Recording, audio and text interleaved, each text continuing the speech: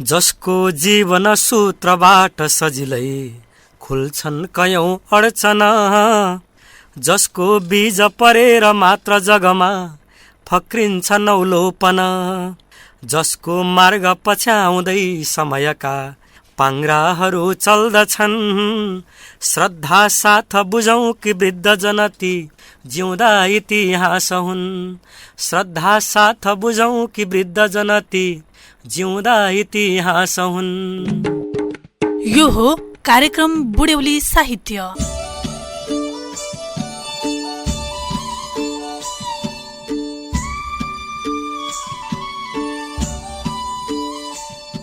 आदरणीय श्रोताबिन नमस्कार। बुढ्यौली साहित्य कार्यक्रमको यो नयाँ अर्थात् 91औं श्रृङ्खलामा यहाँहरूलाई हार्दिक स्वागत गर्दछु। बुढ्यौली साहित्य समाज मकवानपुर र रेडियो थाहा सञ्चारले संयुक्त रूपमा सञ्चालन गर्ने बुढ्यौली साहित्य कार्यक्रम रेडियो थाहा सञ्चार 79.4 मेगाहर्ज काठमाडौँ र 79.6 मेगाहर्ज हेटौँडाबाट एकसाथ प्रसारण हुने गर्दछ। यो कार्यक्रम हामी बुढ्यौली साहित्य समाजले गरेका गतिविधि, बुढ्यौली विशेष वार्ता र वृद्धावस्था केन्द्रित रचना वाचन गर्ने गर्दछौँ। आजको यो श्रृङ्खलामा प्रस्तुत गर्दैछौँ सुप्रसिद्ध लेखक प्राध्यापक डाक्टर गोविन्दराज भट्टराईसँग भएको वार्ता। त्यसैगरी सर्जक श्रीराम पाण्डेले आफ्नी आमाको स्मृतिमा लेख्नु भएको मातृ स्मरण शोक स्मृति काव्यको 5 श्लोक कविता वाचन कवि पुरुषोत्तम आचार्यको आवाजमा। सबैभन्दा पहिले प्रस्तुत गर्दैछौँ साहित्यकार प्राध्यापक डाक्टर गोविन्दराज भट्टराईसँग भएको वार्ता।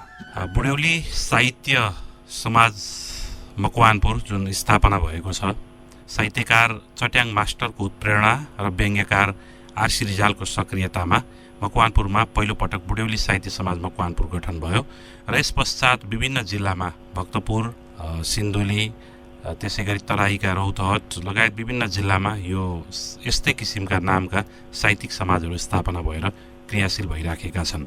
नेपाली साहित्यमा अरू साहित्य, बाल साहित्य, किशोर साहित्य लगायतको विषयमा चर्चा भए तापनि बुढ्यौली साहित्य अथवा एजिङ लिटरेचर को नाममा त्यति धेरै चर्चा भएको सुनिएको छैन र पछिल्लो समय यसको उठान हुन सुरु भएको अनुभूति हुन थालेको छ।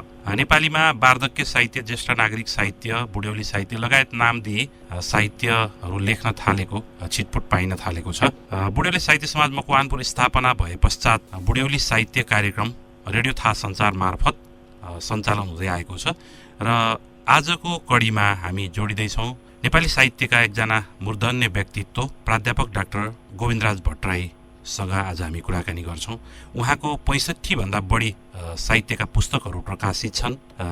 कविता, उपन्यास, कथा लगायत थुप्रै विधामा उहाँले आफ्ना सिर्जनाहरू पुस्तकाकार रूपमा नेपाली साहित्यलाई दिनुभएको छ। उहाँको नामले नै नेपाली साहित्यको लागि एउटा गौरव बोक्ने नाम उहाँ स्थापित भइसक्नु भएको छ। आदरणीय व्यक्तित्व जो त्रिवी केन्द्रीय विभागमा लामो समय अङ्ग्रेजी प्राध्यापन गर्नुभयो र अहिले सेवानिवृत्त जीवन बिताइराख्नु भएको छ र साहित्यिक सक्रियतामा क्रियाशील हुनुहुन्छ। उहाँसँग हामी कुराकानी गर्छौँ। यहाँलाई स्वागत छ कार्यक्रममा। धन्यवाद छ भाइ सुभाष भाइ। हजुर, अलिकति मैले बुढ्यौली साहित्यको विषयमा यहाँसँग छलफल गर्न चाहे। विश्व साहित्यमा पछिल्लो समय विश्व साहित्यमा पनि यो साहित्यको उठान अलिक पछि नै भएको अनुभूति हुन्छ। यहाँले यो साहित्यलाई विश्व साहित्यमा यहाँ अङ्ग्रेजीको पनि एकजना प्राध्यापक रहनुभयो, साथै खोजकर्ता हुनुहुन्छ। त्यस हिसाबले प्रश्न गर्न चाहे, यो विश्व साहित्यमा एजिङ लिटरेचरको नाममा वृद्ध वृद्धाको लागि लेखिने साहित्यको परिचर्चा उठान कसरी भएको पाइन्छ? अब यसमा भाइ यो बडो राम्रो र नौलो विषय पनि प्रस्तुत गर्नुभयो, राख्नुभयो आज।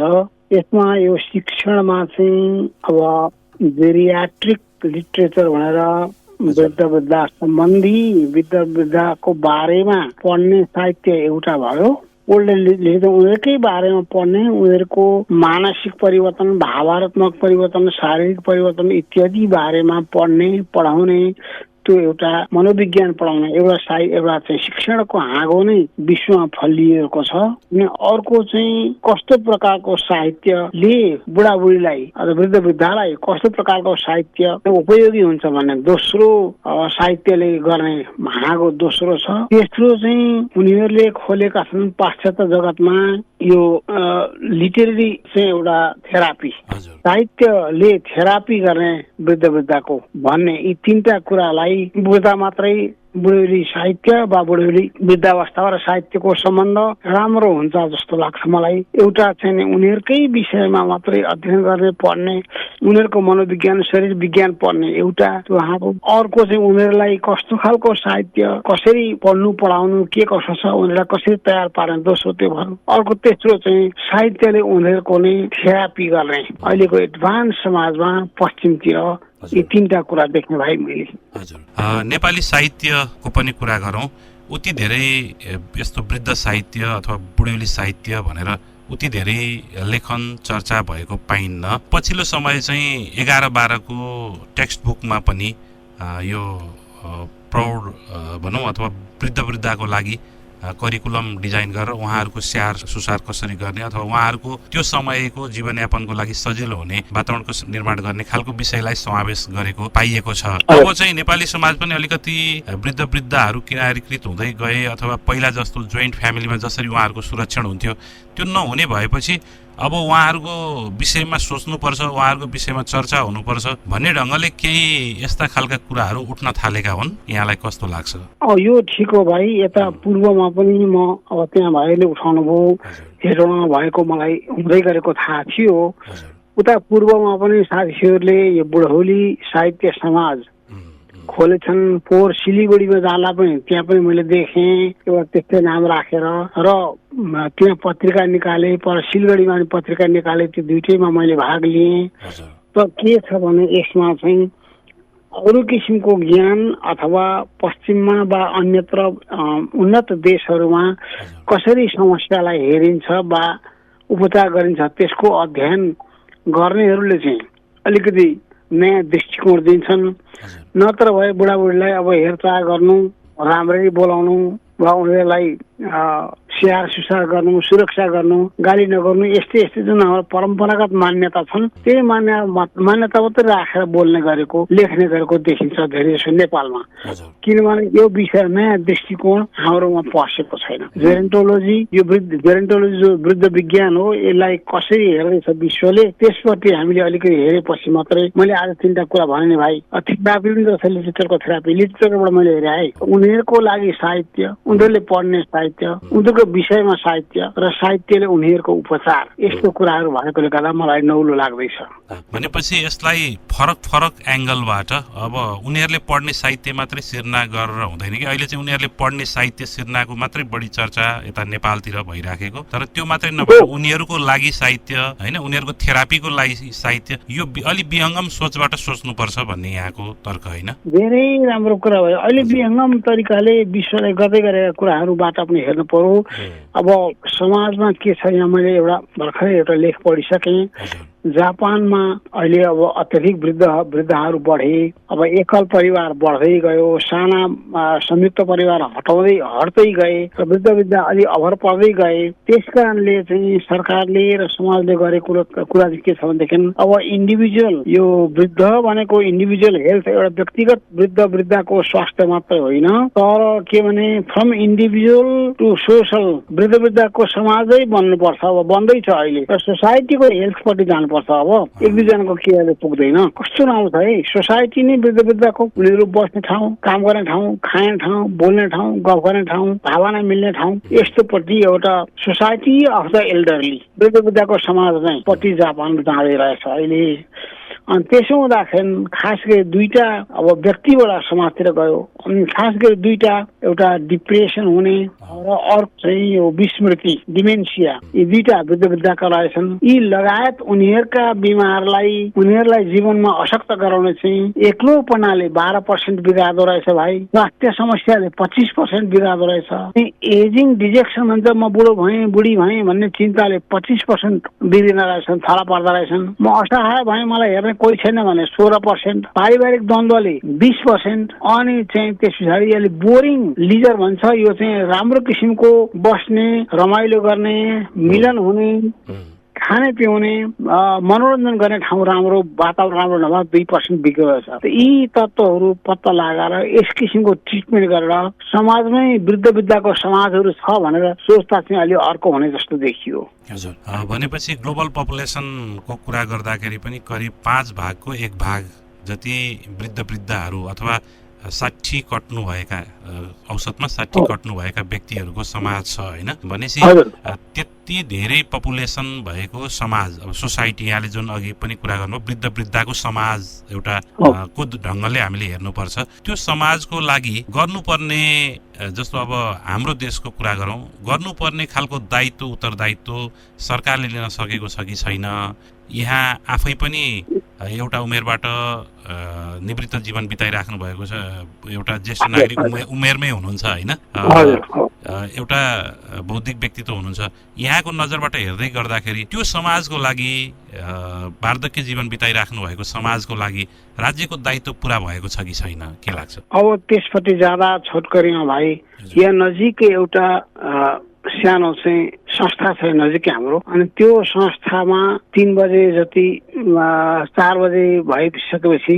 यो वरिपरि टोलका 30-40 जना 50 जना जाने भेला हुने कोही प्रवचन गर्ने कोही भजन गर्ने कोही गाउने एउटा ट्रेडिसनल खालको नि परम्परागत खालको एउटा शैलीमा त्यहाँ मिल्ने बस्ने त्यस्तो एउटा दिव्यान्जु भन्ने चाहिँ एउटा संस्था छ यहाँ अनि त्यहाँ खोलेका छन् कसैले दान गरेर खोलेको 100-150 अटाउने अनि फलफुल लाने खाने रमाइलो गर्ने त्यो सबै बुढाबुढी लौरो टेकेर कुपुरेर त्यहाँ जान्छन् दिनै पछि कुनै मन्दिर गए जसरी मन्दिर त होइन त्यो एउटा सोसल ग्यादरिङ मात्रै एउटा सानो उदाहरण नि त यसमा के भनेको छ भने हाम्रो परम्पराको बुढाबुढी प्रतिको वृद्ध वृद्धाप्रतिको सोचाइ पनि अलिकति साइकोलोजिकल जुन छ हाम्रो कल्चरले कसरी हेर्छ त्यो पनि छ यो सबैको स्टडीबाट आउनुपर्छ तर कमसे कम अलिकति चाहिँ गाउँ ठाउँमा हेर्दाखेरि चौतारामा वा बस्ने ठाउँमा बिसाउने ठाउँमा कोही चिया दोकानमा बस्ने अनि पुराना साथीभाइ भेट्ने गफ गर्ने यस्तो एउटा मनोविज्ञान उनीहरूको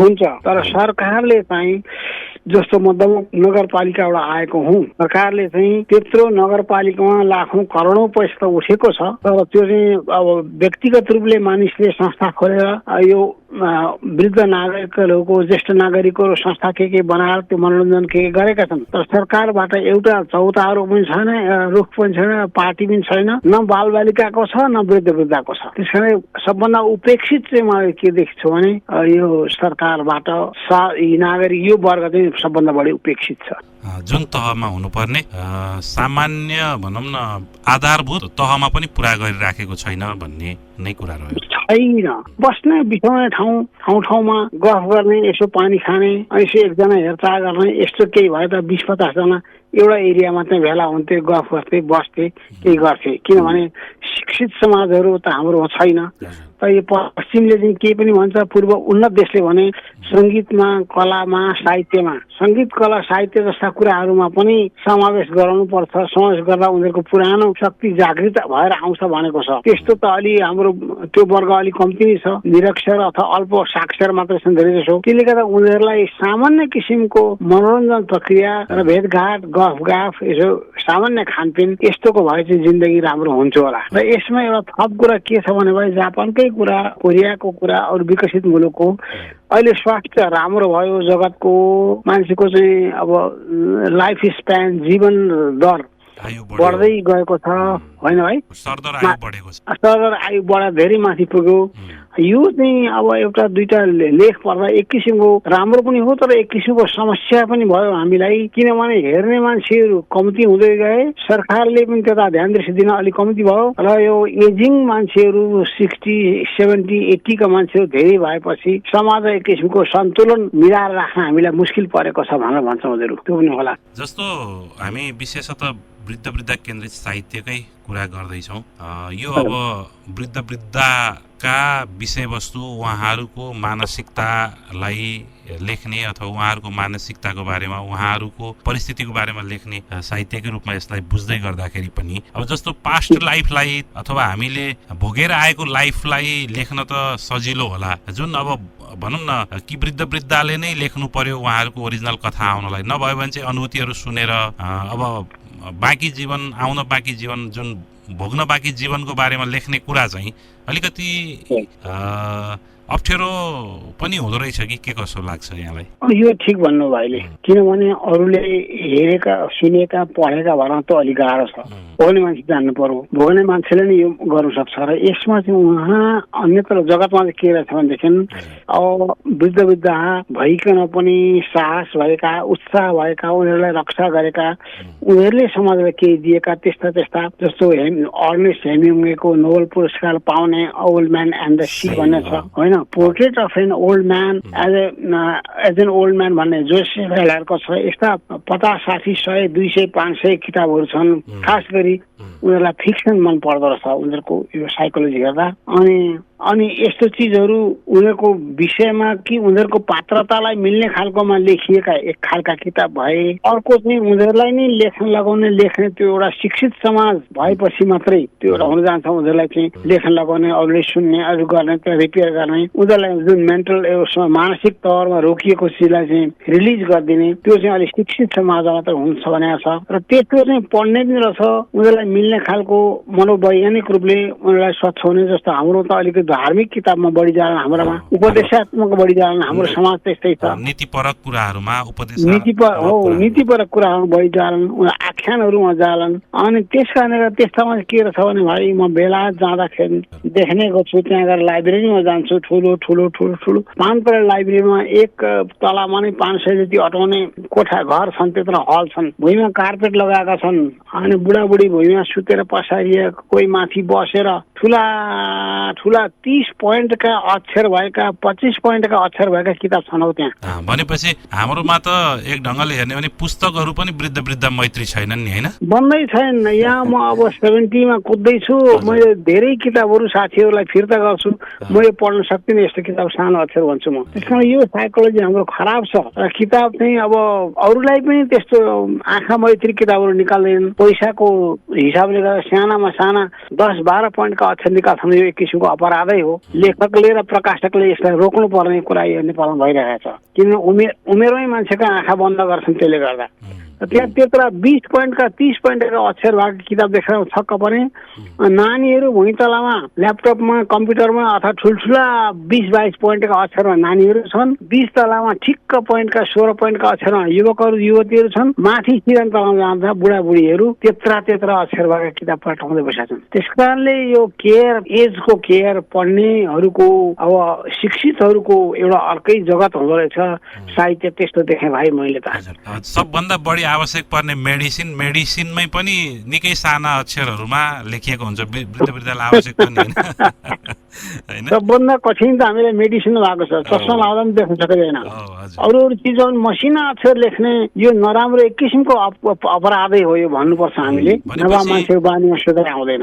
भनेपछि हाम्रो सामाजिक व्यवहारहरू पनि बुढ्यौली मैत्री छैन अथवा वृद्ध मैत्री छैन भन्ने कुराको यो ज्वलन्त उदाहरण हो। ज्वलन्त वृद्ध मैत्री छैन। उनीहरूलाई कतै अपहेलना हेल्दा आफै गएर गर्छन् भन्ने, आफै सम्हालिन्छन्, आफै बाँच्छन्, आफै मर्छन् भन्ने जस्तो वातावरण छ। तर उनीहरूलाई एउटा एल्डरली सोसाइटी, हेल्दी सोसाइटी झन् चल्दैछ दुनियाँमा, त्यसप्रति लगेर अनि यसमा यो लिटरेचर भने भाइ हामीले होइन, साहित्यको चाहिँ उनीहरूले के भनेको रहेछ भनेदेखि यो सेलहरू, शरीरका सेलहरू आफै मर्दै जान्छन्, सेल नयाँ बनाउन सकिँदैन अनि मर्दै जान्छन्। तर यसलाई अलि स्वास्थ्यले केही जोगाउने, केही राख्ने गर्न सकिन्छ। त के भनेदेखि यो वृद्धावस्था यो स्वाभाविक र प्राकृतिक भएकाले गर्दा यसमा धेरै चिन्ता रोइ कराई अथवा चाहिँ यसमा धेरै चिन्ता लिने काम गर्नु हुँदैन। यो स्वाभाविक सहज हो, यो शारीरिक प्रक्रिया हो, यो जैविक प्रक्रिया हो भन्ने किसिमले र वृद्धावस्थामा बदलिएपछि मानसिक स्वरूप यस्तो हुन्छ, शारीरिक स्वरूप यस्तो हुन्छ भनेर त्यो शिक्षाले पनि उनीहरूलाई वशीभूत गराउने, त्यो शिक्षाले उनीहरूलाई सिंचित गराउने जुन एउटा वैज्ञानिक तौरले वृद्धावस्थालाई परिभाषित गर्छ, त्यो शिक्षा पनि उनीहरूलाई बारम्बार दिँदै गरेपछि भनेर उनीहरू प्रिपेयर्ड हुन्छन्। के कुरा चाहिँ प्रिपेयर्ड नभएर हिजोसम्म हेर्थ्यो मलाई छोरो हिजोसँग हेर्थ्यो मलाई नातिनी, आज बोलाउन छोड्यो भन्ने भावना यस्तो हुन्छ नि भाइ। यो मैले हिजो यस्तो गरेँ, मैले आज म फालिदिएँ भन्ने भावना, यी सब कुराहरू स्वाभाविक छन्, सहज छन्। हाम्रो पनि यस्तो यस्तो हाम्रो भइरहेको छ, तर यो अवस्था हाम्रो हुन्छ भनेर छैन। भनेपछि वृद्ध वृद्धाको साहित्य अलिकति उहाँहरूको समस्याहरू मात्रै लेख्ने नभएर अथवा रोना धोनाको कुरा मात्रै लेख्ने नभएर उहाँहरूलाई यो सामान्यीकरण हो, यो सामान्यिक प्रक्रिया हो। यसरी उमेर कपाल सेतो फुल्दै गर्नु भनेको त त्यो त बुढ्यौलीको सम्पत्ति हो, दाँत झर्दै गर्नु भनेको त त्यो सुन्दरता हो भन्ने ढङ्गले एउटा थेरापी गर्नुपर्छ साहित्यले। थेरापी भाइ कस्तो ठुलो लिटरेचर थेरापी भन्दो रहेछ कि। हजुर हजुर, कत्रो ठुलो कुरा छ भनेदेखि उनीहरूलाई प्रिपेयर गराउनु पर्यो। यो स्वाभाविक हो, सरल बाटोमा हिँडेर आएँ, मैले हिँड्नु पर्ने बाटो हिँडेँ, यात्रा तय गरेँ। अब त मलाई सहज छ कि अब मेरो सेलहरू आखिरी बढ्दैनन्, त मैले इच्छाहरू पनि धेरै आकाशिनु दिनु हुँदैन, आकांक्षा हुँदैन, यौनहरू पनि पुरा हुँदैन।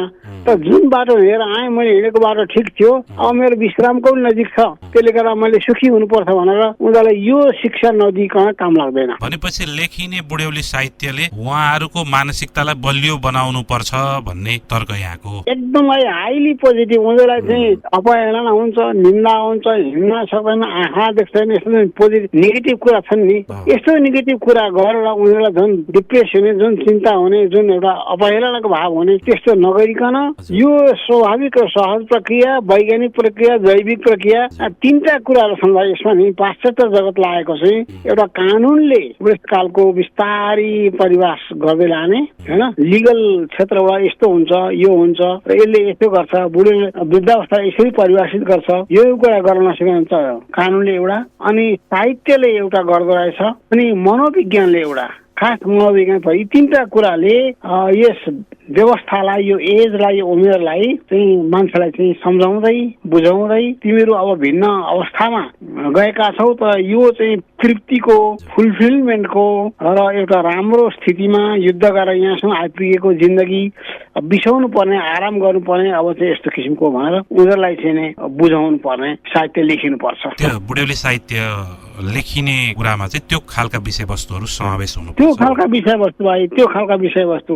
यहाँ हाम्रोमा चाहिँ साह्रै एकदम रोइ करे तमास गर्ने, अब यसरी हेला भयो, यस्तो भयो, फ्याँकियो, मरो देखिएन, हेरेन, यस्तो किसिमको त्यो छ। त्यसले गर्दा त्यति साह्रो यसले चाहिँ फाइदा गर्दैन भाइ। हो, त्यो एउटा यथार्थको पटाक्षेप एउटा तहसम्म आवश्यक होला, तर त्यो भन्दा बढी चाहिँ यसरी लेखिनुपर्छ भन्ने यहाँको कुरा होइन। ओ ठिक हो। साहित्यमा चाहिँ यिनीहरूलाई अलि लाइट, अलि हल्का किसिमको गम्भीर किसिमले अर्थ लगाउने, सारा गाह्रो साहित्यले सक्त दिमागले अलि भ्याउँदैन। त्यसकारणले साहित्य सरल खालको हुनु पर्यो। जीवनीमूलक साहित्य धेरै मनपर्छ। पश्चिमी अन्य जगतमा ठुल्ठुला अक्षरमा हुनु पर्यो, एकदम ठुला, अनि रहस्यहरू पनि पढ्न सक्नेहरूले। नियात्रा धेरै मनपर्छ, आख्यान धेरै मनपर्छ, धार्मिक धेरै मनपर्छ, अखबार मनपर्छ। यस्तो उनीहरूको मनोविज्ञान गरेर अनि विषयका अप्ठ्यारा जुन बौद्धिक वा अप्ठ्यारा हुन्छ नि जाने, त्यो थोरैले मन पर्ला नि धेरैलाई त्यो हुँदैन। र यी चिजहरू गरेर साहित्य, सङ्गीत, कला जहाँ छ त्यहाँ लगायो, अनि चाहिँ बेला बेला ठाउँ भाइले भने जस्तो उनीहरूको बस्ने, उनीहरूको खेल्ने, उनीहरूको खाने, उनीहरूको पुस्तकालय जाने, उनीहरूको यसो रिफ्रेसमेन्ट गर्ने त्यो ठाउँहरू सृजना गर्नु। समाजले, सरकारले सपोर्ट नगरिकन यो हुन सक्दैन। ठुलो जनसङ्ख्याको भाग नभए एकदम दुःखैमा गएर समाप्त हुन्छ। साहित्यमा लेखिने विषयवस्तुका कुराहरू त हामीले छलफल गर्यौँ होइन, जस्तो वृद्ध वृद्धाले पढ्नुपर्ने पुस्तकहरूमा हुनुपर्ने अक्षरका पोइन्टहरू ठुला हुनुपर्ने कुराहरू पनि यहाँले उठाउनु भयो, जुन महत्त्वपूर्ण पनि छ। कोर्स बुक पाठ्यक्रममा चाहिँ अब जस्तो पहिला तल्ला तहका पाठ्यक्रमहरूमा पनि नैतिक शिक्षा, संस्कृत शिक्षाहरूमा यहाँले अघि उल्लेख गर्नुभए जस्तै नीतिगत कुराहरू समावेश गरिएका केही पक्षहरू, जसले वृद्ध वृद्धालाई चाहिँ सम्मान गर्नुपर्छ, वृद्ध वृद्धालाई आदर गर्नुपर्छ, उहाँहरूलाई माया गर्नुपर्छ भन्ने पक्षहरू हुन्थे। आजभोलि त ती खालका पाठ्य पुस्तकहरू पनि हटाइएका छन् होइन, र माथिल्लो तहमा पनि यो जस्तो वृद्ध वृद्धा केन्द्रित विषयवस्तुलाई समावेश गर्ने कुरालाई कति ध्यान दिएको छ, आवश्यक के कस्तो छ? अब यहाँ शिक्षा शास्त्रतर्फ चाहिँ एउटा जेरेन्टोलोजी भन्ने अथवा वृद्ध विज्ञान भन्ने एउटा सानो खण्ड चाहिँ छ, तर अरू प्रायः अब त्यो सानोको पाठ्यक्रममा पनि यसो जानकारीको लागि राखिएको छ। अरू प्रायः नेपाली पाठ्यक्रममा यो विषयलाई अब हेल्थमा स्वास्थ्य विज्ञानतिर चाहिँ राखेका हुन्छ, तर सामान्य जीवनमा चाहिँ अब हामी वृद्ध हुन्छौँ भन्ने मान्छेलाई हुँदैन। पाठ्यक्रम बनाउने, पाठ्यक्रम पढ्ने, परीक्षा लिने, जाँच दिने, पास हुने, अब हामी त सबै यस्तै हौँ भन्ने हुन्छ नि। त्यसले गर्दा त्यस किसिमको पाठ्यक्रम बनिएको छैन भाइ। पाठ्यक्रमभित्र ती कुरा समावेश गरिएका छैनन्। अब केही कन्टेन्टहरू चाहिँ आवश्यक छ कि छैन राख्नको लागि? अत्यन्तै आवश्यक छ। भाइले भने जस्तो नैतिक शिक्षाहरू पनि हुनु जरुरी छ। यसले मूल्य सिकाउँछ, होइन त? यसले मूल्य सिकाउँछ, नैतिक शिक्षाहरूको वृद्ध सम्बन्धित छ। अनि भाइले भने जस्तो केही कन्टेन्टहरू बेलैदेखि राखिदियो भने यो कस्तो मानसिक अवस्था हुन्छ, कस्तो शारीरिक अवस्था हुन्छ, अब जाँदै गएर सेलहरू कहिलेदेखि कस्तो बनाउने र कहिलेदेखि सेलहरू चाहिँ डुप्लिकेट हुनु, फेरि सेलहरू बढ्न छोड्छन्, बन्द हुन्छन्, त्यसमा के गर्ने, यस्तो कुराहरूको माने सबै नसके पनि केही खण्डहरू क्रमिक रूपले दिँदै जाने हो भने बुढेसकालमा आफै पुग्दा आफैलाई पनि काम लाग्छ र अरूलाई पनि रक्षा गर्न जान्ने समाजको जन्म हुन्छ। यहाँसँग महत्त्वपूर्ण कुराकानी भयो। बुढ्यौली साहित्य समाज र बुढ्यौली साहित्य कार्यक्रमका निम्ति यहाँको केही सुझाव रहन्छन् भने सोको लागि आग्रह गर्छु। मेरो एउटै सुझाव के छ भनेदेखि आफ्ना ठाउँमा त्यहाँका इष्टमित्र बन्धु बान्धवहरूले मिलेर कहीँ सानो सार्वजनिक जग्गा कतै केही अथवा घर एउटा अलिक खुला ठाउँमा सानो बगैँचा भएको एउटा भुइँतलामा 20-50 जना 100 जना मान्छे बस्न सक्ने ठाउँ बनाएर भेट हुने, इन्टरटेन गर्ने, कुराकानी गर्ने, केही शिक्षा दीक्षा दिने, केही यसो सानो फलफुल वा चिया खाने, पानी खाने, यस्तो केन्द्र बनाउनु पाए मान्छेको मनोविज्ञान एक्लिएकाहरूको अब साइकोलोजिकल्ली अलिकति पर माने ऊ भइसकेका मान्छेहरूको नै अलिकति जोडिन आउँथ्यो कि जस्तो लाग्छ मलाई। हामीले happy society of the elderly, पाकाहरूको सुखी समाज बनाउनपट्टि चिन्तन गर्नुपर्छ। हवस्, यहाँको यो महत्त्वपूर्ण सुझावका साथसाथै महत्त्वपूर्ण विचारहरूका निम्ति हार्दिक धन्यवाद, आभार व्यक्त गर्छु। धन्यवाद सुभाष भाइ, यहाँ श्रोताहरू सबैलाई धन्यवाद छ। हवस्, धन्यवाद उहाँलाई महत्त्वपूर्ण विचारहरूका निम्ति। अबको क्रममा प्रस्तुत गर्दैछौँ श्रीराम पाण्डेले आफ्नी आमाको स्मृतिमा लेख्नु भएको शोक स्मृति काव्यको 5 श्लोक कविता वाचन पुरुषोत्तम आचार्यको आवाजमा। अहो कस्तो डाहा छटपट हुँदा भन्न नसकी, निकै शास्ति भोगिन् जलन दिलको खप्न नसकी, बुझी पीडा त्यस्तो विकल मन मेरो अललियो, भयो केले यस्तो विपुल धरणी नीरव भयो, नराम्रो के सोचिन् अनिस कसले खुम्चिन पुगिन्, गरौँ के भन्दै अलमल परी अल्झिन पुगिन्, लगाएको औँठी झटपट फुकालिन् बलगरी, समातिन् औँलामा अनि उनी दिन लाउन भनी, लगाओस् यो औँठी अलिपछि मरी पुग्दछु कता, निशानी होस् मेरो मरण पछि जो बस्दछ सदा, यही सोचिन् होला खरिद यसले गर्न नसकी, नलाएको होला अब त यसले लाउँछ भनी, म पगले आमाको अतुल ममता थेग्न नसकी, दिए औँठी फिर्ता असहज भए बोल्न नसकी, बनिन् निर्दोष सारै शिथिल तनले बाध्य बिचरी, बगाइन् आँखाले सलिल मुटु चिर्दै चरचरी, निराशा झल्केका जलमय दुवै चक्षु तिनका, भए पीडा बोल्ने अधर नचली भित्र मनका, ननिस्केका सारा जलन तनका आतुर बनी, झरे आँखाद्वारा झरझर हुँदै निर्झर बनी, झरे आँखाद्वारा झरझर हुँदै निर्झर बनी। धन्यवाद।